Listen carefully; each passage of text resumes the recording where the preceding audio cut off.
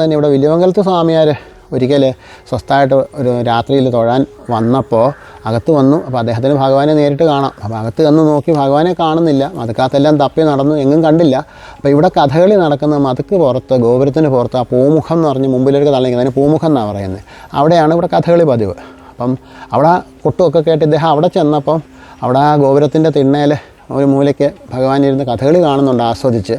ഇവിടെ വന്നിരിക്കുകയാണോ എന്ന് ചോദിച്ചപ്പോഴാണ് സ്വസ്ഥമായിട്ടൊന്ന് കഥകളി കാണാനും സമ്മതിക്കില്ലേ സ്വാമിയമ്മ വില്ലുവങ്കലം, ഞാനിതൊന്ന് കണ്ടോട്ടെ എന്ന് പറഞ്ഞു എന്നും. അതിൽ പിന്നെ അതുകൊണ്ട് ഇവിടെ കഥകളി തുടങ്ങുന്നതിന് മുമ്പായിട്ട് അവിടെ വെള്ളം കരിമ്പിടവും വിരിച്ച് ദേവന് വിളക്ക് കത്തിച്ച് വെച്ചിട്ടാണ് ഇവിടെ കഥകളി തുടങ്ങുക. അങ്ങനെ അദ്ദേഹം നേരിട്ട് വന്നിരുന്ന് കണ്ടു എന്നുള്ള ഇഷ്ടമാണ് ഈ കഥകളിയെ സംബന്ധിച്ച് പറയണത്.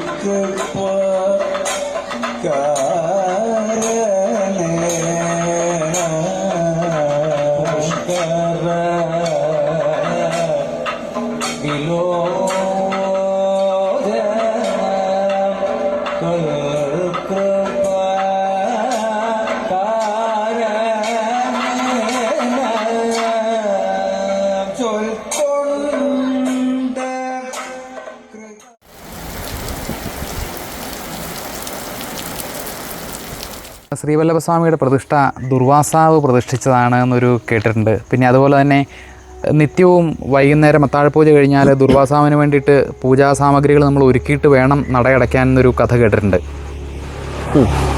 അത് ദുർവാസാവ് പ്രതിഷ്ഠിച്ചതാണ് എന്നുള്ളതാണ് ഇവിടെയും പറഞ്ഞു തന്നിട്ടുള്ളത്. അങ്ങനെയാണ് മനസ്സിലാക്കിയിട്ടുള്ളത്. ഇനി യജനാവലി എന്ന് പറയുന്ന ദുർവാസാ സംഹിതയാണ് ഇവിടുത്തെ പൂജയുടെ, ശ്രീവല്ലഭൻ്റെ പൂജയുടെ അടിസ്ഥാനമായിട്ട് ഉപയോഗിക്കുന്ന ദുർവാസാ സംഹിതയാണ്. അതിൽ നിന്ന് അത് അങ്ങനെ വന്നതാണോ അല്ലെങ്കിൽ ഈ പറഞ്ഞ യഥാർത്ഥ ദുർവാസാവ് തന്നെ പ്രതിഷ്ഠിച്ചതാണോ എന്നുള്ളതൊക്കെ ഐതിഹ്യത്തിൻ്റെ ശരിതെറ്റുകളാണ്. അതേപ്പറ്റി അഭിപ്രായം പറയാനുള്ളൊരു കഴിവ് എനിക്കില്ല. എങ്കിലും ഇവിടെ പറഞ്ഞ അനുസരിച്ച് ദുർവാസാവാണ് ഇവിടെ പ്രതിഷ്ഠിച്ചിരിക്കുന്നത്. ആ ദുർവാസാവ് പ്രതിഷ്ഠിച്ചപ്പോഴത്തെ ആ പീഠപ്രതിഷ്ഠയുടെ പൂർണ്ണത അവിടെ നിലനിൽക്കട്ടെ എന്ന് ദേവൻ ആഗ്രഹിച്ചതിൻ്റെ പുറത്ത് ഇവിടുത്തെ ഒരു പൂജയ്ക്കും പീഠപൂജയ്ക്ക് മണികൊട്ടി പൂജയില്ല. എല്ലാ പൂജയ്ക്കും പീഠപൂജ മുദ്രകാട്ടി പൂജയേ ഉള്ളൂ. കാരണം അടിസ്ഥാന പീഠം ദുർവാസാവ് പൂജിച്ചവിടെ വെച്ചിട്ടുണ്ട് എന്നുള്ളത് കൊണ്ട് അതുണ്ടെന്ന് കാണിക്കാനും ക്രിയയുണ്ട്, പീഠപൂജയുണ്ട്. പക്ഷേ അത് മണികൊട്ടിയല്ല, മുദ്രകാട്ടിയാണ്. പള്ളിക്കുറുപ്പ് രാത്രിയിൽ പള്ളിക്കുറുപ്പുണ്ടെന്ന് പറഞ്ഞുല്ലോ. ഈ പള്ളിക്കുറുപ്പ് കഴിഞ്ഞാൽ അവിടെ ഒരു പൂജാപാത്രം ഒരുക്കി വെച്ചിട്ടാണ് അമ്പലം അടയ്ക്കുക. അമ്പലം അടയ്ക്കും. അതിൻ്റെ കാരണം രാത്രിയിൽ ദേവന്മാർക്ക്, ദുർവാസാവ് അടക്കമുള്ള മഹർഷിമാർക്കും മറ്റ് ദേവന്മാർക്കും ഇത് ഒരു കാലത്ത് ദേവന്മാർ പൂജിച്ചിരുന്ന ബിംബമാണല്ലോ. ഇവർക്കൊക്കെ പൂജ കഴിക്കാൻ പാകത്തിന് ഒരു പൂജാപാത്രക്കൂട്ടം പൂർണ്ണമായിട്ടും വെള്ളം അടക്കം എല്ലാ കൂട്ടം എടുത്ത് പൂജാപാത്രം ഒരുക്കി വെച്ചിട്ടാണ് ഇവിടെ അമ്പലം അടയ്ക്കുക. രാവിലെ നട തുറന്നാൽ ഒരു കീശാന്തി നേരെ ആദ്യമേ ഇതെടുത്തുകൊണ്ട് പോയി കളഞ്ഞ് കുളിച്ച് വരികയാണ് രാവിലെ നട തുറന്ന ആദ്യത്തെ ചടങ്ങ്. അപ്പം അന്നേരം പലപ്പോഴും അത് ഈ നേരത്തെ പറഞ്ഞില്ലേ, അവനവൻ്റെ ദേവൻ കേമനാണെന്ന് പറയാൻ തെറ്റിദ്ധരിക്കേണ്ട. പലപ്പോഴും ഈ പൂജാപാത്രം തലേദിവസം ഒരുക്കി വെച്ച പോലെ അല്ല പിറ്റേ ദിവസം കാണാറുള്ളത്. പൂവൊക്കെ മാറി ബിംബത്തെ കിടക്കുന്നതായിട്ടും പീഠക്കിണ്ടിക്കകത്ത് പകുതി വെള്ളമായിട്ടൊക്കെ തന്നെ മിക്കവാറും ഒക്കെ ഇത് കിട്ടാറുള്ളൂ. അത് എന്താണെന്ന് വെച്ചാൽ അത് ആൾക്കാർക്ക് അവനവൻ്റെ മനോധർമ്മത്തിന് തീരുമാനം എടുക്കാം. നമ്മൾ നേരിട്ട് കണ്ടിട്ടുള്ളത് അങ്ങനെയൊക്കെ തന്നെയാണ്. പിന്നെ ഈ ദുർവാസാവ് പ്രതിഷ്ഠിച്ചു എന്ന് പറയുന്നതിനോടൊപ്പം തന്നെ ഈ ദുർവാസാവിൻ്റെ സാന്നിധ്യവും ഇവിടെ ഉണ്ട് എന്ന് വടക്ക് ആ എലവന്തി എന്ന് പറയുന്ന കുളത്തിൻ്റെ കിഴക്ക് ഭാഗത്തായിട്ട് ദുർവാസാവിൻ്റെ നിത്യസാന്നിധ്യം ഉണ്ട് എന്നും ഇവിടെ പറയലുണ്ട്. പിന്നെ ഒരു ഗുരുവപ്പസ്വാമി എന്ന് പറഞ്ഞാൽ അത് ശാസ്താവാണോ ശരിക്കും? ബിംബം ശ്രദ്ധിച്ചോളൂ, അത് ചക്രശംഖം തന്നെയാണ് പിടിച്ചേക്കുന്നത്. അത് ഗുരുവപ്പൻ എന്നുള്ളത് അത് ഈ എഴുതി വെച്ചേക്കുന്ന പേരാണ്. ശരിക്കും ഗുരുഭൂതനാഥൻ എന്നാണ് ആ ദേവൻ്റെ പേര്. ഗുരുഭൂതനാഥൻ, ഭൂതനാഥന്മാരുടെ ഗുരു എന്നുള്ള അർത്ഥത്തിലുള്ള ഗുരുഭൂതനാഥൻ എന്നുള്ളതാണ്. എൻ്റെ പരിമിതമായ അറിവ് വെച്ചിട്ട് ഈ ഭൂമിയുടെ ഉടമസ്ഥൻ എന്ന നിലയ്ക്ക് ആദ്യമേ തന്നെ അവിടെ ഉണ്ടായിരുന്ന ആളാണത്. അതാണ് ഈ മുമ്പിൽ പുറംതിരിഞ്ഞ് തന്നെ ഇരിക്കണത്. അത് ആൾ വൈഷ്ണവൻ തന്നെയാണ്. ഈ ഭൂതനാഥൻ എന്നൊക്കെ ഉള്ളതുകൊണ്ട് ഈ ശാസ്താവുമായിട്ടൊരു ഐക്യപ്പെടൽ ആൾക്കാർ ചിന്തിക്കുന്നതാണോ എന്നറിയില്ല. അവിടുത്തെ മൂലമന്ത്രം അത് പറയാൻ നിവൃത്തിയില്ല, എങ്കിലും ശാസ്താവിൻ്റെ അല്ല. പൂജയും ക്രിയയും പദ്ധതിയൊക്കെ അതും വൈഷ്ണവമായിട്ടുള്ളത് തന്നെയാണ്. അവിടെ അമ്പലത്തിലെ കൈസ്ഥാനി എന്ന് പറയുന്ന മൂത്തവന്മാരാണ് അവിടെ കൈകാര്യം ചെയ്യൽ, നേദിക്കലും പൂജയൊക്കെ. അവർക്കാണ് നേദിക്കാനുള്ള അവകാശം അവിടെ ഉള്ളത്. കീശാന്തിക്കും മേശാന്തിക്കൊന്നും അതിനകത്ത് കയറാൻ പാടില്ല. മാത്രമല്ല അവിടെ കണ്ണമ്പഴമാണ് അവിടുത്തെ നിവേദ്യം, വിശേഷ നിവേദ്യം. പിന്നെ ഈ നാട്ടിലെ ഈ ജ്വരം, വ്യാധി, ചുമ മുതലായ അസുഖങ്ങൾ, ബാലാരിഷ്ടതകൾ, ഇതിനൊക്കെ അവിടെ പ്രാർത്ഥിച്ചാൽ ഉത്തമ ഫലമാണെന്നുള്ളൊരു നാട്ടിൽ പറച്ചിലും അനുഭവമുണ്ട്. അങ്ങനെ ഈ ഗുരുഭൂതനാഥൻ കൊരേപ്പനായി, ചുമയാണല്ലോ കൊര, അങ്ങനെ കൊരേപ്പസ്വാമി എന്ന നാട്ടിലൊരു പേര് വിളിക്കലാണ്. ശരിക്കും ഗുരുഭൂതനാഥൻ എന്നുള്ളതിൻ്റെ പേരാണ് ഈ പറഞ്ഞ് കൊരേപ്പനായത്. പക്ഷേ അനുഭവത്തിൽ ഈ ജ്വരബാധ പോലെയുള്ള എല്ലാത്തരം ഈ സാംക്രമിക രോഗങ്ങൾ, കുട്ടികൾക്കുള്ള അസുഖങ്ങൾ ഇത്യാദികൾക്കൊക്കെ അവിടെ തൊഴുത് ഈ കണ്ണമ്പഴം നേദിപ്പിച്ച് കഴിച്ചാൽ ഫലം ഉണ്ടാവും. അത് അനുഭവം ധാരാളമുള്ള വിഷയമാണ്. ഒരു പക്ഷേ അത് പറയേണ്ടതാണോ എന്ന് എനിക്കും അറിയില്ല. എങ്കിലും എനിക്ക് അതൊന്ന് അറിയുന്ന നല്ലതാണെന്ന് തോന്നി ഒന്ന് രണ്ട് കാര്യങ്ങൾ പറയാം. ഒന്നാമത്തെ കാര്യം എന്ന് വെച്ചാൽ ഇവിടെ ഈ നമ്മളിപ്പോൾ നാളികേരം ഉടയ്ക്കാറുണ്ടല്ലോ ക്ഷേത്രങ്ങളിൽ ഗണപതിക്ക്, വിഘ്നം ഒഴിവാക്കുക. തിരുവല്ല ദേശത്ത് വിഘ്നം ഒഴിവാക്കൽ ഗണപതി അല്ല, ഗരുഡനാണ്. ഇവിടെ ഗരുഡൻ്റെ മുമ്പിലാണ് നാളികേരം ഉടയ്ക്കുക. ഇവിടെ എന്ത് വിശേഷം ഉണ്ടെങ്കിൽ ഇപ്പം ഇവിടെ ഒരു വിവാഹം നടക്കുന്നു, മഴ പെയ്യോ സംശയം ഉണ്ടെങ്കിൽ ഗരുഡസ്വാമിക്ക് പോയി ഒരു 5 നാളികേരം ഉടച്ചിട്ട് വാ. അങ്ങനെ തിരുവല്ലക്കാർ മുഴുവൻ ചെയ്യുന്നത് അങ്ങനെയാണ്. ഗരുഡനാണ് ഇവിടെ. ഗണപതിക്ക് നാളികേരം ഉടക്കലുണ്ട്, പക്ഷേ ഇവിടെ ഈ ഗണപതി ചെയ്യേണ്ട, സാധാരണ അമ്പലങ്ങളിൽ ചെയ്യേണ്ട ജോലി ഇവിടെ ചെയ്യുന്നത് ഗരുഡസ്വാമിയാണ്. ഗരുഡനാണ് ഇവിടുത്തെ രക്ഷകൻ. ഈ വിഘ്നം വരാതെയും നാടിനെ സംരക്ഷിച്ച് നിർത്തുന്ന ആളിവിടെ ഗരുഡനാണ്. അത് മറ്റൊരു അതിനുള്ള മുമ്പ് ശ്രദ്ധിച്ചിട്ടുണ്ടാവും. ആ കല്ലൊക്കെ ഉണ്ട് ഇവിടെ. അവിടെ എല്ലാം കണ്ടു, നാളികേരം ഉടയ്ക്കണ കണ്ടു. ആൾക്കാരെല്ലാം ഇവിടെയാണ് നാളികേരം ഉടയ്ക്കണത്. അപ്പോൾ ഉടയ്ക്കുന്നവർ തന്നെ അത് ഗരുഡനാണെന്ന് അറിഞ്ഞുകൊണ്ടാണോ എന്ന് പോലും എനിക്കറിയില്ല. പക്ഷേ അത് സാധാരണക്കാർക്കൊക്കെ അറിയാം. ഇവിടുത്തെ ഈ ഒരു വിഷയങ്ങൾ അറിയാവുന്ന, ഇവിടുത്തെ ആ സംവിധാനങ്ങളെപ്പറ്റി ഗ്രാഹ്യമുള്ളവർ എന്താണ് അകത്തെന്ന് അറിഞ്ഞിട്ടല്ലെങ്കിൽ പോലും സ്വരൂപം എന്താണ് ഭക്തൻ അത്ര അറിഞ്ഞാൽ മതിയല്ലോ. ഞാൻ പറയുന്നത് അവിടെ കേൾക്കണം, അതവിടെ മനസ്സിലാവണം, അതിനുള്ളൊരു പ്രതികരണം അവിടെ നിന്ന് കിട്ടണം. ഇതാണല്ലോ ഒരു ശരാശരി ഭക്തന്. അതിപ്പോൾ അകത്തിരിക്കുന്ന ശിവനാണെങ്കിലും വിഷ്ണു ആണെങ്കിലും എന്നുള്ളത് രണ്ടാമത്തെ വിഷയമേ ആവുന്നുള്ളൂ. എന്ന് പറയുന്നത് പോലെ അതിനുള്ള ക്രമം പാലിച്ചാൽ മാത്രമല്ലേ അത് കിട്ടുകയുള്ളൂ. ഇപ്പോൾ നേരത്തെ പറഞ്ഞു ഭസ്മം തൊട്ട് അകത്ത് കയറാൻ പാടില്ല, ശുദ്ധം മാറുന്നു. ഒരാൾക്ക് മാത്രം ഭസ്മം തൊട്ട് കയറാം, സ്വാമിയാർക്ക് കയറാം. ഇവിടെ 4-ാം പൂജയ്ക്കാണ് സ്വാമിയാരുടെ പുഷ്പാഞ്ജലി. ഇപ്പോൾ അത് മുടങ്ങിക്കിടക്കുകയാണ്. പക്ഷേ അത് സ്വാമിയാർക്ക് മാത്രം ഭസ്മം ധരിച്ചാൽ ശുദ്ധം മാറില്ല. വേറെ ആര് ഭസ്മം തൊട്ടാലും അകത്ത് കയറിയാൽ ചുറ്റമ്പലത്തിൽ കയറണമെങ്കിൽ വീണ്ടും കുളിച്ചിട്ട് വരണം, കുറച്ച് കളഞ്ഞാൽ പോരാന്നർത്ഥം.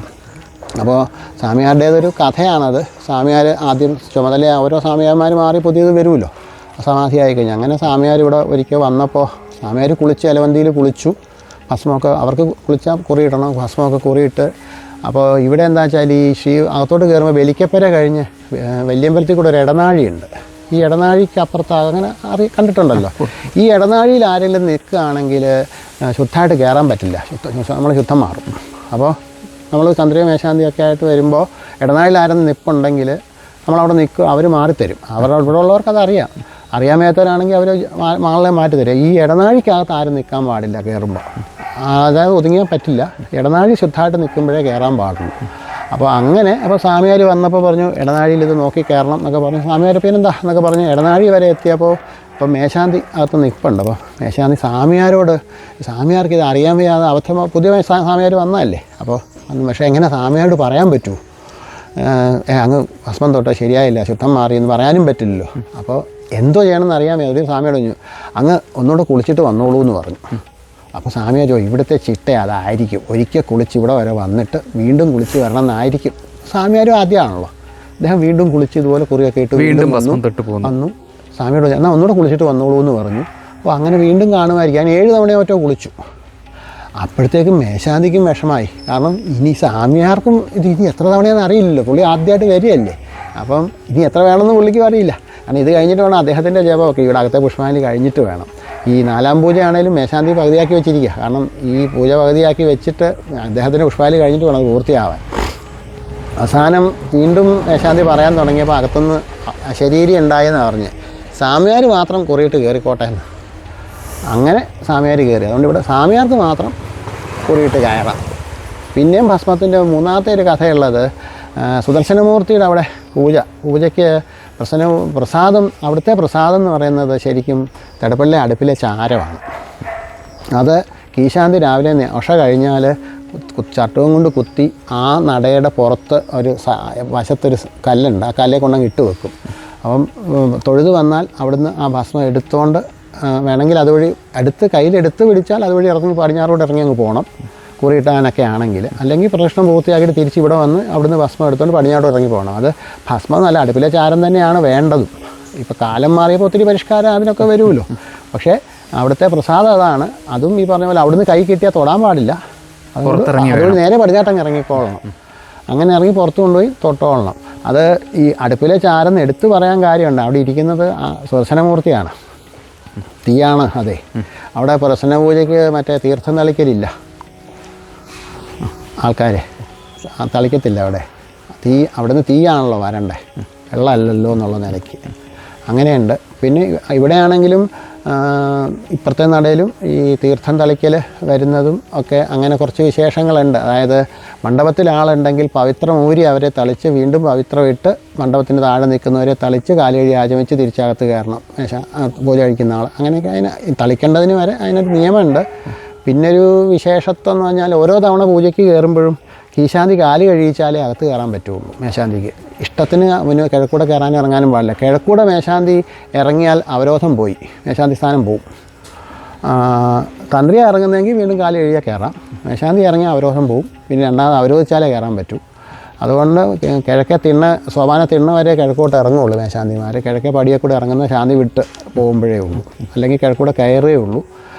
പൂജ കഴിക്കാൻ കയറാൻ നേരത്തെ പറഞ്ഞില്ലേ, തന്നെത്താനൊന്നും ചെയ്യാൻ പാടില്ല. അപ്പം ആ മണ്ഡപത്തിൻ്റെ വടക്ക് പടിഞ്ഞാറേ മൂലയ്ക്കൊരു കല്ല് ഇട്ടിട്ടുണ്ട്. അപ്പോൾ പൂജ കഴിക്കാറാകുമ്പോൾ നമ്മൾ തട്ടുകൊടുത്ത് അവിടെ വന്ന് ഇരുന്നാൽ കീശാന്തി വന്ന് കാല് കഴി ആചമിച്ചിട്ട് മറ്റേ പാത്രമായിട്ടാണ് മേശാന്തി തന്ത്രി പൂജയ്ക്ക് കയറേണ്ടത്. നടക്കെ ചെന്ന ദാസന്മാരെ പൂജിച്ച്, ഗരുഡനെ പൂജിച്ച്, സുദർശനമൂർത്തിയെയും ഗണപതി ദക്ഷിണാമൂർത്തിയെയും വരാഹത്തിനെയും പൂജിച്ച് തൊഴുത് തിരിച്ച് വന്ന് വേണം. അവിടെ ഒരു പലകയുണ്ടാകട്ടെ, അവിടെ നിന്ന് ദേഹശുദ്ധി വീണ്ടും ചെയ്ത് വേണം അകത്ത് പൂജയ്ക്ക് കയറാൻ. എല്ലാ പൂജയ്ക്കും ഇടയ്ക്ക് ഇനി ഏതെങ്കിലും സാഹചര്യത്തിൽ മറ്റേ പടിഞ്ഞാറൂടെ ഇറങ്ങുകയാണെങ്കിൽ പടിഞ്ഞാറൂടെ തന്നെ തിരിച്ച് കയറാം, ഇടയ്ക്ക് വെച്ചാണെങ്കിൽ. പക്ഷേ ഒരു പൂജ കഴിക്കാൻ വേണ്ടിയിട്ടാണെങ്കിൽ അത് പറ്റില്ല, വീണ്ടും കാല് കഴുകിയിട്ട് തന്നെ കയറണം.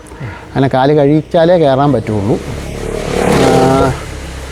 പിന്നെന്താ അങ്ങനെ ഒരു രസകരമായിട്ട് പറയാൻ പറ്റുന്ന കാര്യം, പൂർണ്ണ വൈഷ്ണവമാണ് എന്നൊക്കെ ഒരു ധ്വനി ഇപ്പോൾ കിട്ടിയല്ലോ. പക്ഷേ അതിനകത്ത് ഒത്തിരി ഒരു വൈചിത്ര്യം എന്നാണോ അതിന് പറയണ്ടേ, രസകരം എന്നാണോ എന്നറിയില്ല. കുറിയിടുന്നത് മറ്റേ ശിവൻ്റെ സ്ഥാനങ്ങളിലാണ് കുറിയിടുക. 5 ഇടത്തെ കുറിയിടയിലുള്ളൂ ഇവിടെ. പക്ഷേ ഗോപിക്കുറിയാണ്, ശിവന് തൊടുന്ന നിയമമാണ്. ദ്വാദശ സ്ഥലങ്ങളിലല്ല, അതുമല്ല, ആ ശിവന് തൊടുന്ന പോലെ തന്നെ ഈ 5 കൂട്ടായിട്ട് തന്നെയാണ് വരിക. പക്ഷേ 5 ഇടത്തും ഗോപിക്കുറിയാണ് എന്നുള്ളതേ ഉള്ളൂ വ്യത്യാസം. മന്ത്രം വേറെയാണ്. പിന്നെയുള്ളത് അങ്ങ് തൊഴാൻ പോകുന്നുണ്ടെങ്കിൽ അല്ലെങ്കിൽ പോയിട്ടുണ്ടെങ്കിൽ മനസ്സിലാവും. മൊത്തത്തിലൊന്ന് ശ്രദ്ധിച്ചാൽ അറിയാം, അവിടെ പുറത്തെ തൂണയിലും അവിടെ ഇവിടെ എല്ലാം ശിവലിംഗമാണ് കൊത്തി വെച്ചേക്കുന്നത്. ശ്രദ്ധിച്ചോളൂ, ഇനി പോകുമ്പോൾ നോക്കിക്കോളൂ. പരമാവധി എല്ലാം ശൈവമായിട്ടുള്ള സാധനങ്ങളാണ് കൊത്തി വെച്ചേക്കുന്നത്. ഉപദേവന്മാരെ നോക്കിക്കോളൂ, എല്ലാവർക്കും ഒരു ശൈവ സ്വഭാവമുള്ളവരാണ് അവിടെ ഉള്ളത് മുഴുവൻ പേരും. എന്നാൽ അകത്ത് ഇതൊക്കെ ശുദ്ധം മാറുകയും ചെയ്യും. അത് അതിനകത്തെ ഈ കുറിയിടുന്നതൊക്കെ ആ ശിവൻ്റെ സമ്പ്രദായത്തിലാണ്. അങ്ങനത്തെ ഈ പറഞ്ഞ ഈ ശൈവം എന്താ പറയുക, കുറച്ച് എന്ന് പറയുന്നത് ദുർവാസാവ് ആരാ? ശിവനല്ലേ, അദ്ദേഹമല്ലേ പ്രതിഷ്ഠിച്ചേ. അപ്പോൾ അങ്ങനെ ഒരു രസകരമായ ഒരു വൈചിത്രം ഉണ്ട് അതിനകത്ത്. അത് മനേട്ടൻ ഞാനും തമ്മിൽ ഈ വിഷയം സംസാരിച്ച കാലത്ത് അദ്ദേഹം ഒരു 3 ദിവസം താമസിച്ച് അളക്കുകയൊക്കെ ചെയ്തിട്ടുണ്ട് ഇവിടെ. അപ്പോൾ അദ്ദേഹം പറഞ്ഞിട്ടുണ്ട്, അത് മനഃപൂർവ്വം ചെയ്തിരിക്കുന്നതാണെന്ന് തനിക്ക് മനസ്സിലായില്ല, പിന്നെ താനെന്തിനാ അതിൻ്റെ തന്ത്രിയാണെന്ന് പറഞ്ഞ് നടക്കണേ എന്നൊക്കെ പറഞ്ഞ് എന്നെ ശകാരിച്ചിട്ടൊക്കെ ഉണ്ട്. അല്ല, അദ്ദേഹം എന്നത് പറഞ്ഞിട്ടുണ്ട്. അത് ശിവനാൽ പൊതിഞ്ഞ് നിൽക്കുന്ന വിഷ്ണുവാണത്. പൊതിയാനേ ശിവന് അധികാരമുള്ളൂ, അതോട് കയറണ്ട. മുട്ടയുടെ തോടാണത്, അത് പൊട്ടി അകത്ത് കയറണ്ട. അതിനുള്ളതൊക്കെ പുറത്തുണ്ട്. അകത്തിരിക്കുന്നത് വിഷ്ണുവാണ്. അതിൻ്റെ ആ സംരക്ഷണ കവചമാണ് ഇവിടുത്തെ ആ ശിവൻ. അതങ്ങനെ തന്നെ കവചമായിട്ട് നിൽക്കണം.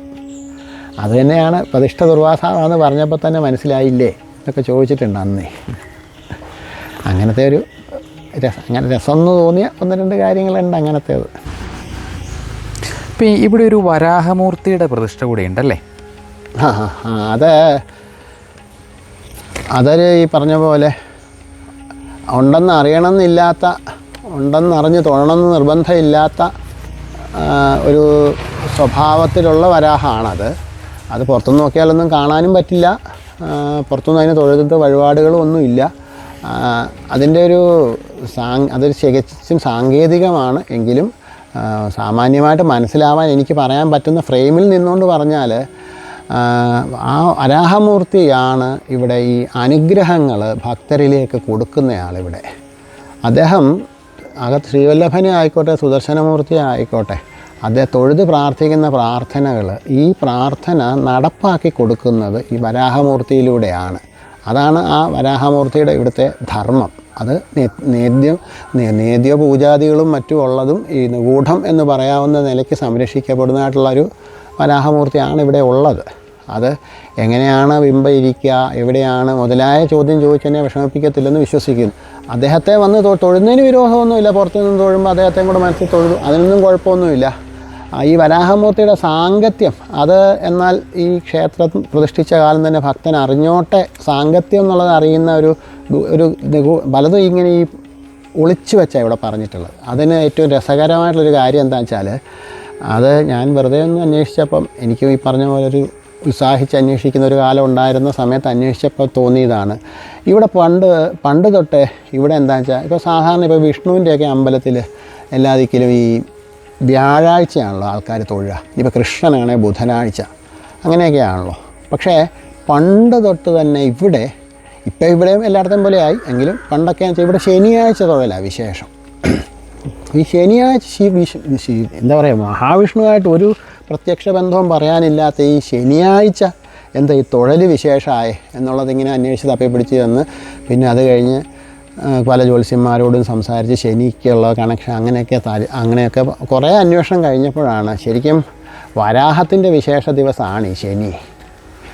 അപ്പോൾ അത് ഈ സംവിധാനം ഭക്തൻ അനുഭവിച്ചോട്ടെ, ആ ഗുണഫലം കൂടുതൽ കിട്ടിക്കോട്ടെ എന്നത് ആ കാലത്ത് തന്നെ നിശ്ചയിച്ചിട്ടുണ്ട്. എന്നാൽ അവരത് അറിയേണ്ട ആവശ്യങ്ങളില്ല അതിനകത്ത്, പ്രത്യേകിച്ച് അതിനൊന്നും ചെയ്യേണ്ടതുമല്ല. അതൊരു ഈ പറഞ്ഞില്ലേ, ദേവൻ ചക്രവർത്തിയാണെന്ന് ആദ്യം പറഞ്ഞുല്ലോ. ചക്രവർത്തിമാരാരും ഒന്നും നേരിട്ട് ചെയ്യില്ലല്ലോ, എല്ലാത്തിനും ആൾക്കാരാണല്ലോ. അപ്പോൾ അങ്ങ് തൊഴുതു, എനിക്കൊരു പരീക്ഷയ്ക്ക് 1-ാം ക്ലാസ് കിട്ടണം എന്ന് പറഞ്ഞാൽ അതൊന്ന് മേടിച്ച് കൊടുത്തേക്കെന്ന് പറയലല്ലേ ഉള്ളൂ. ആ ഒരു സ്വഭാവം അദ്ദേഹത്തിൻ്റെ എല്ലാ വിഷയത്തിനും ഉണ്ട്. അത് അകത്തും ക്രിയക്കകത്തൊക്കെ എല്ലാ വിഷയത്തിനും അതുണ്ട്. അതിൻ്റെ പ്രതിരൂപമായിട്ട് വരുന്ന ഈ തന്ത്രി മേശാന്തിമാർക്കും ഇപ്പോഴത്തെ കാലത്തൊരു പ്രതിസന്ധിയാണെങ്കിലും പണ്ടതുണ്ട്. എന്ന് വെച്ചാൽ നിസ്സാരം പറഞ്ഞാൽ വിളക്ക് കത്തിക്കാൻ പാടില്ല തന്ത്രിയും മേശാന്തിയൊന്നും. കിശാന്തി കത്തിക്കണം. വിളക്ക് കരിന്തിരി കത്തിയാൽ വിളിച്ച് പറയാനേ പറ്റുള്ളൂ. വെള്ളം കോരി അകത്ത് കൊണ്ടുവരാൻ പറ്റില്ല. വെള്ളം കോരി കൊണ്ടിട്ടോണം. നിർമ്മാല്യം പീഠത്തേന്ന് വാരി തട്ടി താഴോട്ടിടാനേ പറ്റുള്ളൂ, അടുത്ത് കളയാൻ പറ്റില്ല. ഇതൊന്നും ചെയ്യാൻ പാടില്ല. അത് ദേവൻ്റെ പ്രതിപുരുഷനായിട്ട് നിൽക്കുമ്പോൾ ദേവൻ ചക്രവർത്തിയാണ്, അതുപോലെ തന്നെ വേണം.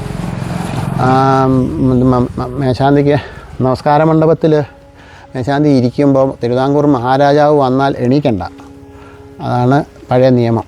എന്ന് വെച്ചാൽ ദേവൻ ചക്രവർത്തിയാണ്. മാത്രമല്ല അന്ന് രാജാവിനെക്കാട്ടിലും എത്രയോ പറ നെല്ല് കൂടുതലുണ്ട് ശ്രീവല്ലഭന്. അപ്പം അതിൻ്റെയൊക്കെ അളവുകോലുകളാണല്ലോ. അപ്പോൾ ആ രീതിയിൽ അദ്ദേഹം ചക്രവർത്തിയായിട്ടാണ് അദ്ദേഹത്തിൻ്റെ എല്ലാ ക്രിയാപദ്ധതികളും എല്ലാം വന്നിരിക്കുന്നതും, അകത്തെ ആചാരപദ്ധതികളും ഒക്കെ എല്ലാം. ഒന്നും ഈ ചെറിയ പരിപാടികളില്ല, എല്ലാം ഈ വലുത്. പിന്നെ കാലം മാറി ഈ പറഞ്ഞ തുല്യതയും മുതലായ വിഷയങ്ങളൊക്കെ ഒത്തിരി പറയുന്നൊരു പുതിയ കാലം വന്നപ്പോൾ അതിൻ്റെ മാറ്റങ്ങളുണ്ടാവും സ്വാഭാവികമായിട്ടും. കഥകളിയുടെ പ്രാധാന്യം ഇവിടെ, കഥകളി വലിയ വിശേഷമാണല്ലേ? താരതമ്യേന ഈ ക്ഷേത്രത്തിൻ്റെ പഴക്കമായിട്ട് വെച്ച് നോക്കുമ്പോൾ കഥകളി കുട്ടിയാണ്. കാരണം നമുക്കറിയാമല്ലോ, കോട്ടയത്ത് രാജാവിൻ്റെ കാലത്താണ് കഥകളി തന്നെ ഉണ്ടാവുന്നത്. ഇവിടെ ഈ കൊത്തി വെച്ചേക്കുന്ന പ്രതിഷ്ഠാദിനത്തിൻ്റെ എഴുതി വെച്ചേക്കുന്ന ചേരമാൻ പടകിടാന്നും പിന്നെ ചേരമാൻ പട കഴിഞ്ഞു എന്നും പറഞ്ഞാണ് കലിസംഖ്യ കൊത്തി വെച്ചേക്കുന്നത്. അത് ഈ ചരിത്രകാരന്മാരും അതൊക്കെ അറിയാവുന്നവരൊക്കെ അത് ഡീകോഡ് ചെയ്ത് BC 59 പ്രതിഷ്ഠ നടന്നത് എന്നാണ് ആ ഡേറ്റും ഒക്കെ അടക്കം അന്നത്തെ തലക്കുറിയൊക്കെ എടുത്തതൊക്കെ ഉണ്ട്, ഫൈൻഡിങ്സൊക്കെ ഉണ്ട്. അപ്പം BC 59 എന്ന് പറയുമ്പോൾ ഏകദേശം 2000 ഇപ്പോഴത്തെ അറിയാമല്ലോ 2024 ഇത്. അപ്പോൾ 2100 വർഷത്തിന് മുകളിലായിട്ടുണ്ട്. അതും കഴിഞ്ഞൊരു 700 വർഷം കൂടെ കഴിഞ്ഞ്, പ്രതിഷ്ഠ കഴിഞ്ഞ് 700-800 വർഷമെങ്കിലും മിനിമം കഴിഞ്ഞിട്ടാണ്, 800 അല്ല 1000-ഓളം കഴിഞ്ഞിട്ടാണല്ലോ കഥകളി തന്നെ ഉണ്ടാവുന്നത്. അപ്പോൾ ആ കഥകളി ഉണ്ടായ കാലം മുതൽ എന്ന് വെച്ചാൽ ഇവിടെ സാധാരണ പോലെ ഉത്സവകാലത്ത് കഥകളിയൊക്കെ നടക്കാറുണ്ട്. അപ്പോൾ ഈ ഈശ്വരന്മാർക്കൊക്കെ ഒരു മനുഷ്യ സ്വഭാവത്തിലുള്ള ഐതിഹ്യ കഥകൾ പലതും ഒരു വില്യമംഗലത്ത് സ്വാമിയാരുമായിട്ട് ബന്ധപ്പെട്ട് പല ക്ഷേത്രങ്ങളിലും കേട്ടിട്ടുണ്ടാവും. ഇപ്പോൾ വൃശ്ചികത്തിലെ കാർത്തികയ്ക്ക് വടക്കുന്നാഥൻ മതിലിൻ്റെ മുകളിൽ കയറിയിരുന്നത് ഇദ്ദേഹത്തെ ആറാട്ടെഴുന്നള്ളിപ്പ് കുമാരല്ലൂർ ഭഗവതിയുടെ കണ്ടുകൊണ്ടിരുന്നെന്നും വില്യമംഗലത്ത് സ്വാമിയാർ അത് കണ്ടപ്പോൾ അപ്പോൾ മുതൽ മതിലിൽ നേദ്യമാക്കി അന്നത്തെ ദിവസം അത്താഴ നേദ്യം ദേവന് എന്നൊരു കഥയുണ്ട്. ഇങ്ങനെ പല ഗുരുവായൂർ എന്നപ്പോൾ കണ്ടില്ല, വേറെ ഇന്ന സ്ഥലത്ത് കണ്ടു എന്നൊക്കെ പറഞ്ഞ് അതേപോലെ തന്നെ ഇവിടെ വില്യമംഗലത്ത് സ്വാമിയാർ ഒരിക്കൽ സ്വസ്ഥമായിട്ട് ഒരു രാത്രിയിൽ തൊഴാൻ വന്നപ്പോൾ അകത്ത് വന്നു. അപ്പോൾ അദ്ദേഹത്തിന് ഭഗവാനെ നേരിട്ട് കാണാം. അപ്പോൾ അകത്ത് വന്ന് നോക്കി ഭഗവാനെ കാണുന്നില്ല, മതുക്കകത്തെല്ലാം തപ്പി നടന്നു, എങ്ങും കണ്ടില്ല. അപ്പോൾ ഇവിടെ കഥകളി നടക്കുന്ന മതുക്ക് പുറത്ത്, ഗോപുരത്തിന് പുറത്ത് ആ പൂമുഖം എന്ന് പറഞ്ഞ് മുമ്പിലേക്ക് തള്ളിക്കുന്നത്, അതിന് പൂമുഖം എന്നാണ് പറയുന്നത്. അവിടെയാണ് ഇവിടെ കഥകളി പതിവ്. അപ്പം അവിടെ കൊട്ടുമൊക്കെ കേട്ട് ഇദ്ദേഹം അവിടെ ചെന്നപ്പം അവിടെ ആ ഗോപുരത്തിൻ്റെ തിണ്ണയിൽ ഒരു മൂലയ്ക്ക് ഭഗവാൻ ഇരുന്ന് കഥകളി കാണുന്നുണ്ട് ആസ്വദിച്ച്. ഇവിടെ വന്നിരിക്കുകയാണോ എന്ന് ചോദിച്ചപ്പോൾ അവനെ സ്വസ്ഥമായിട്ടൊന്ന് കഥകളി കാണാനും സമ്മതിക്കില്ലേ സാമ്യമാൻ വില്യമംഗലം, ഞാനിതൊന്ന് കണ്ടോട്ടെ എന്ന് പറഞ്ഞു എന്നും. അതിൽ പിന്നെ അതുകൊണ്ട് ഇവിടെ കഥകളി തുടങ്ങുന്നതിന് മുമ്പായിട്ട് അവിടെ വെള്ളം കരിമ്പിടവും വിരിച്ച് ദേവന് വിളക്ക് കത്തിച്ച് വെച്ചിട്ടാണ് ഇവിടെ കഥകളി തുടങ്ങുക. അങ്ങനെ അദ്ദേഹം നേരിട്ട് വന്നിരുന്ന് കണ്ടു എന്നുള്ള ഇഷ്ടമാണ് ഈ കഥകളിയെ സംബന്ധിച്ച് പറയണത്. അത് ഇന്ന ദിവസങ്ങളിൽ എല്ലാ ദിവസവും വേണമെന്നുണ്ട്, അങ്ങനെ വേണമെന്നല്ല, അത് വഴിപാടാണ്. എല്ലാ ദിവസവും ദേവന് കഥകളി ഇഷ്ടമാണ്. അദ്ദേഹത്തിന് വയ്യാത്ത 1-2 കഥ ഒഴിച്ചാൽ ബാക്കി എല്ലാ കഥ ഇവിടെ ഇപ്പം അംബരീഷ ചരിതം ഇവിടെ കളിക്കാറില്ല. കാര്യം അംബരീഷൻ വിഷ്ണു ഭക്തനാണ് എന്ന് പറഞ്ഞാൽ തന്നെയും ആ കഥയിൽ ദുർവാസാവ് തോക്കുകയാണല്ലോ. അപ്പോൾ അതുകൊണ്ട് അംബരീഷ ചരിതം ഇവിടെ കളിക്കാറില്ല, അദ്ദേഹത്തിന് ഇഷ്ടമല്ല എന്ന് പറയുന്നത് പോലെയുള്ള ചില നിർബന്ധ ബുദ്ധി ഉണ്ടെന്നേ ഉള്ളൂ. കഥകളി അദ്ദേഹത്തിന് ഇഷ്ടമാണ്. അത് എങ്ങനെയൊക്കെ പറഞ്ഞാലും ഒരു 100-300 ദിവസമൊക്കെ എന്തായാലും കഥകളി ഉണ്ടാവാറുണ്ട് വർഷത്തിൽ. എല്ലാ ദിവസവും കഥകളി നടന്ന അപൂർവ വർഷങ്ങളൊക്കെ ഉണ്ട്. ചില വർഷങ്ങളിൽ ഈ കൊറോണ പോലെയുള്ള സമയത്തൊക്കെ തന്നെ ആണെങ്കിലും 10-200 ദിവസമൊക്കെ കഥകളി നടന്നിട്ടുണ്ട്. അത് വഴിപാടാണ്, അല്ലാതെ ഇല്ലെങ്കിൽ നടത്തിക്കോളം ദിവസം എന്നുള്ളത്. അവിടെ ഒരു നിത്യം ഒരു ടീമുണ്ടോ ഇവിടെ ഈ ഒരു കഥകളി? 3-4 കഥകളി യോഗങ്ങളുണ്ടല്ലോ ഇവിടെ. ദേവസ്വത്തിലാണ് ഇപ്പം ഒരാൾക്ക് വഴിപാട് നടത്തണമെങ്കിൽ ഒന്നിൽ അയക്ക് ദേവസ്വത്തിൽ മുതൽക്കൂട്ട് അടച്ചിട്ട് അയക്ക് അയാളുടെ ആൾക്കാരെ കൊണ്ടുവന്ന് നടത്താം. അതല്ലെങ്കിൽ ഈ പറഞ്ഞ ഇവിടെ ചുറ്റും അതിനുള്ള കഥകളി യോഗങ്ങളെ ആരെയും ഏർപ്പാടാക്കാം. അതൊക്കെ അവനവൻ്റെ ഇഷ്ടം എന്നുള്ളതേ ഉള്ളൂ. ആ ഡേറ്റിൻ്റെ ഒഴിവനുസരിച്ച് കഥകളി നടത്താം. വാസ്തുഘടന എന്ന് വെച്ചാൽ നിർമ്മാണ പോലെയുള്ള വിഷയങ്ങളിനകത്തൊക്കെ ഉള്ളത് സാങ്കേതികതകളാണല്ലോ. അതിപ്പോൾ ഒരു ഇങ്ങനെ നമ്മൾ സംസാരിച്ചാൽ കേൾക്കുന്നവർക്കും ബോറടിക്കുകയല്ലേ ഉണ്ടാവുള്ളൂ. എങ്കിലും ഒരു തൊഴാൻ ഏതെങ്കിലും കാലത്ത് വരികയാണെങ്കിൽ ഒരു രസകരമായ ഒരു കാര്യം വേണമെങ്കിൽ ഒന്ന് ശ്രദ്ധിച്ചോളൂ എന്ന് പറയാൻ പറ്റും. നമ്മളിപ്പോൾ ഒരു ക്ഷേത്രത്തിൽ ഇവർ കിഴക്കോട്ടും പടിഞ്ഞാട്ടും ഒരേ ശിവോലി 2 ദേവന്മാരിരിക്കുന്നൊക്കെ ധാരാളം ക്ഷേത്രങ്ങൾ കേരളത്തിലുണ്ട്. ക്ഷേത്രത്തിൽ ശ്രദ്ധിച്ച് നോക്കിക്കൊള്ളാം, ശ്രദ്ധിച്ചാൽ എവിടെ ചെന്നാലും മനസ്സിലാവും. ശ്രീകോവിലിരിക്കുന്ന കൃത്യം ക്ഷേത്രത്തിൻ്റെ ആ മതുക്കകത്തിൻ്റെ നടുക്കല്ല, പുറകോട്ട് വലിഞ്ഞായിരിക്കും. എപ്പോഴും മുമ്പിലായിരിക്കും സ്ഥലം കൂടുതൽ, ശ്രദ്ധിച്ചിട്ടുണ്ടാവും. തിരുവല്ലയിൽ എപ്പോഴെങ്കിലും പോകുമ്പോൾ നോക്കിക്കോളൂ, കൃത്യം സെൻറ്ററിലാണ് ശ്രീകോവിലിരിക്കുന്നത്. അതായത് കിഴക്കോട്ടും പടിഞ്ഞാട്ടും മതിലിലേക്കുള്ള ദൂരം തുല്യമാണ്. അങ്ങ് ആദ്യം എന്നോട് ചോദ്യം സുദർശനമൂർത്തിയാണോ ആദ്യം വന്നതെന്ന് ചോദിച്ചില്ലേ. സുദർശനമൂർത്തി ആദ്യം വന്നു എന്നുള്ളതിനേക്കാൾ 2 പേരും തുല്യ പ്രധാനത്തിൽ ആചരിച്ചോളണമെന്ന് നിർമ്മാണത്തിലൂടെ സ്ഥാപിച്ചേക്കാതെ 2 ഒരേ ദൂരമാണ് കൊടുത്തിരിക്കുന്നത്. അതായത് പ്രാധാന്യ വിശേഷങ്ങൾ അങ്ങനെ തന്നെയാണ്, ആ തീക്ഷ്ണതയും ഒന്ന് തന്നെയാണെന്നുള്ളത് തൊഴാൻ ഉള്ളവരെ സംബന്ധിച്ചിടത്തോളം ഒന്ന് തന്നെയാണ് എന്നുള്ളത് നിർമ്മാണത്തിൽ തന്നെ സ്ഥാപിച്ചിട്ടുണ്ട്, തുല്യപ്രധാനമാണ് എന്നുള്ളത്.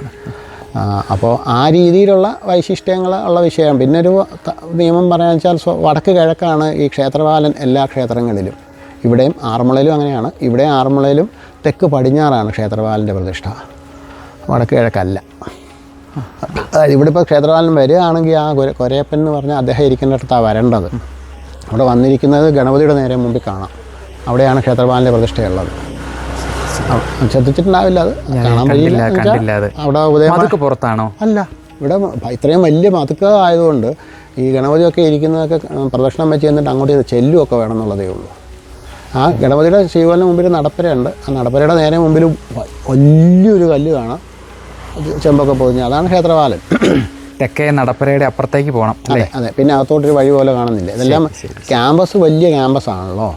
അത് കാരണം ഇപ്പം എന്താ പറയുക, ഒരു 10,000 ഇവിടെ ഉത്സവത്തിനൊക്കെ ഇവിടെ നമ്മൾ ഒരു 10,000 പേരൊക്കെ മതുക്കകത്ത് വരുമ്പോൾ ഒട്ടും ആളില്ല ഇന്ന് ഉത്സവത്തിനെന്ന് നമ്മൾ പറയുള്ളൂ. കാരണം എത്ര പേര് വന്നാലും അറിയില്ല.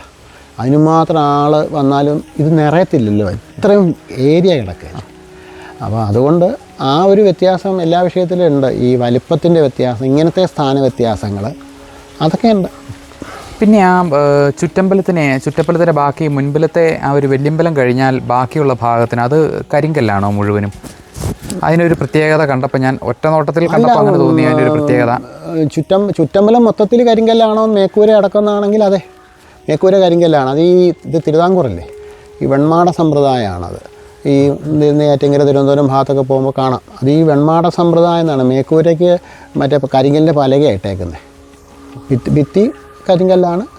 ഇടയ്ക്ക് ഈ അകത്ത് തൂണും പുറത്ത് ഭിത്തിയാണല്ലോ ചുറ്റമ്പലം. പിന്നെ ആവശ്യത്തിന് മുറി കെട്ടിത്തിരിച്ചകത്ത് എടുക്കുകയാണല്ലോ. അങ്ങനെ കെട്ടിത്തിരിച്ചെടുത്തതിന് ഈ ഇഷ്ടികയൊക്കെ ഉപയോഗിച്ചിട്ടുണ്ടെന്നുള്ളതല്ലാതെ ബാക്കി അതെല്ലാം കരിങ്കല്ലാണ്.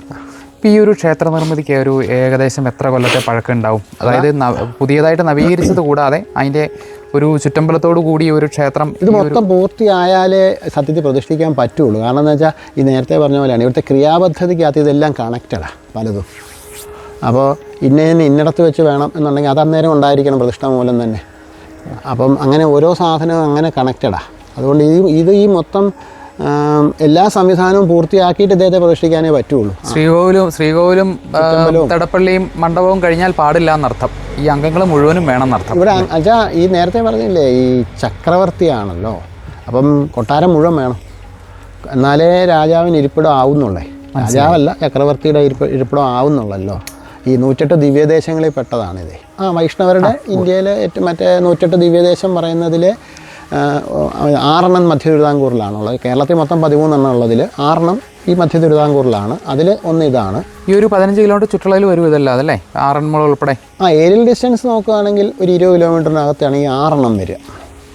പിന്നൊക്കെ തിരുവനന്തപുരം ഭാഗത്താണുള്ളത്. പിന്നെ കുറച്ച് തിരുനാവായ, തിരുമിറ്റക്കോളം എന്നൊക്കെ പറഞ്ഞാൽ അങ്ങോട്ടാണ്. അങ്ങനെ 113 ഉള്ളൂ കേരളത്തിലുള്ളത്. അതിൽ 6 ഈ ഒരു ലൊക്കേഷനിലാണ് ഉള്ളത്. ആ കിഴക്ക് വശത്തെ ആ കുളത്തിന് മുൻവശത്തായിട്ട് ഒരു കൊടിമരം കാണുന്നുണ്ട്.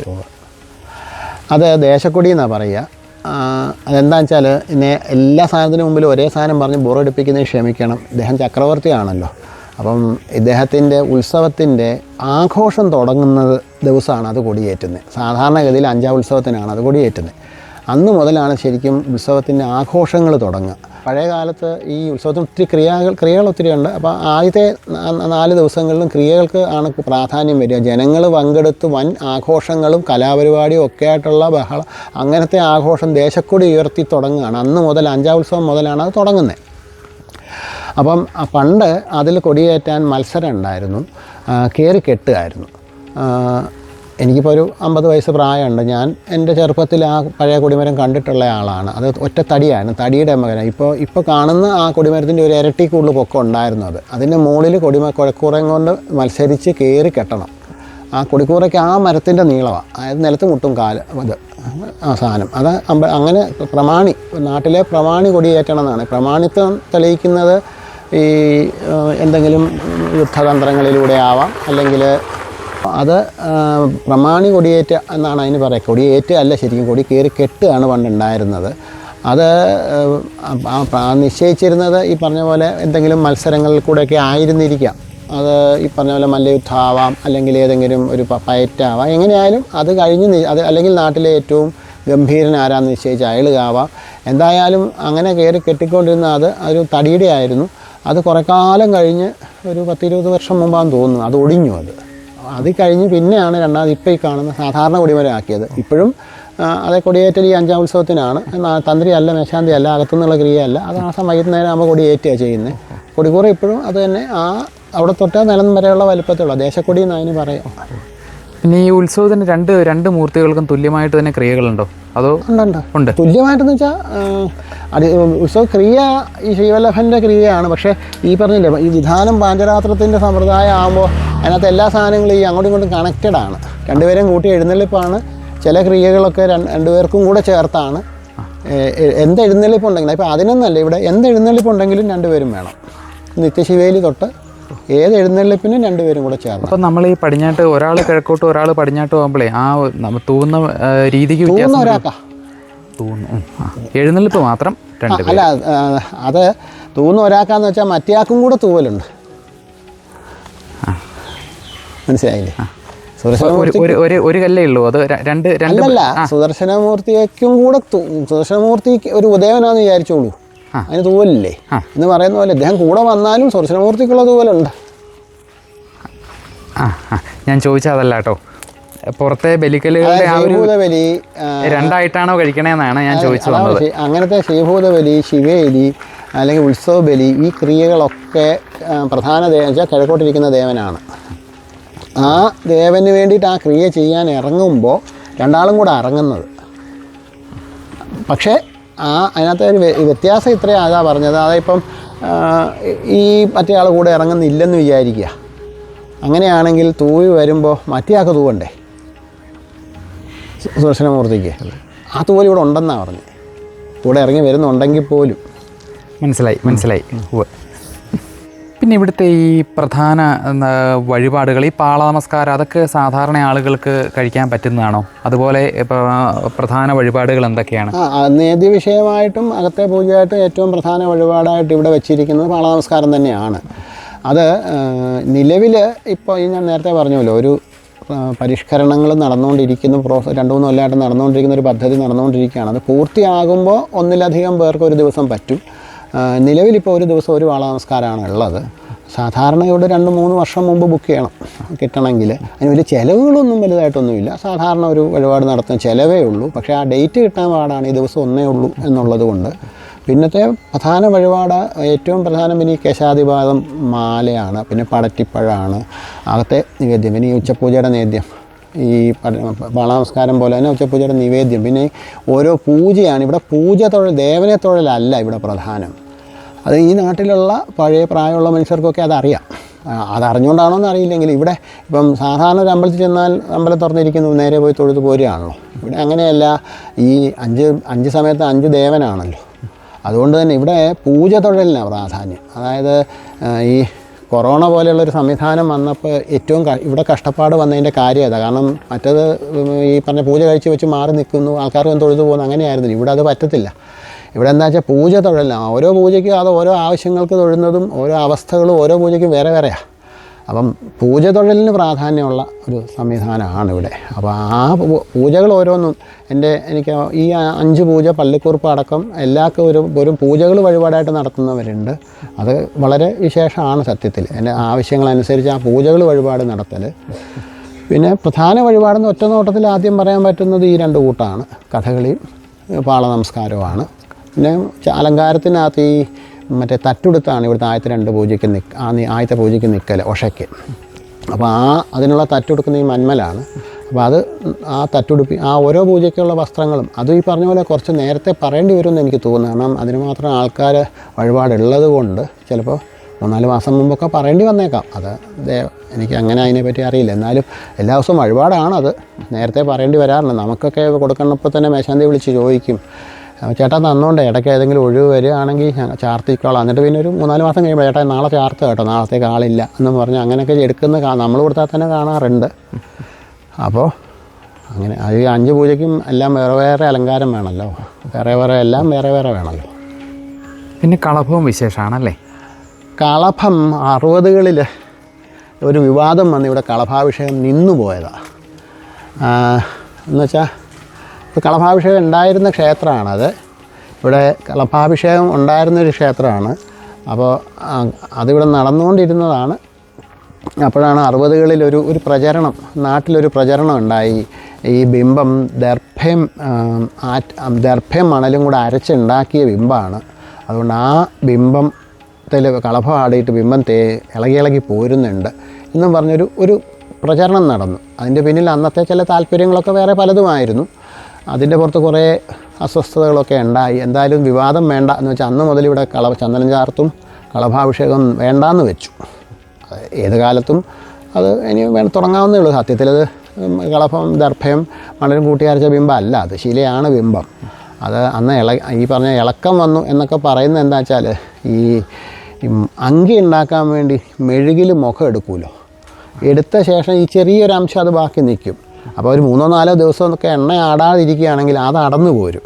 അപ്പോൾ എന്ന് വെച്ചാൽ പിറ്റേ ദിവസം നോക്കുമ്പോൾ അത്രയും ഭാഗം കുറച്ച് വെളുത്തും ബാക്കി കുറച്ച് ഇരുണ്ട് ഇരിക്കും. അപ്പോൾ ഈ പറഞ്ഞ അന്നത്തെ ഒരു ആവശ്യം അങ്ങനെ ഉണ്ടായിരുന്ന ആൾക്കാരുണ്ടായിരുന്നവർ അതൊരു വിഷയമാക്കി എടുത്തു. കാരണം എല്ലാം ജനകീയ ആണല്ലോ വരിക. അപ്പോൾ ആ ഒരു ജനങ്ങൾക്കിടയിലെ ഒരു ചെറിയ തർക്കത്തിൻ്റെ പുറത്ത് അപ്പോൾ നമ്മൾ റിസ്ക് എടുക്കേണ്ട, അത് തർക്കം തീരട്ടെ, അതുകൊണ്ട് അതുവരെ നിർത്തി വെച്ചേക്കാമെന്ന് വെച്ചാൽ നിന്നു, അത്രയേ ഉള്ളൂ.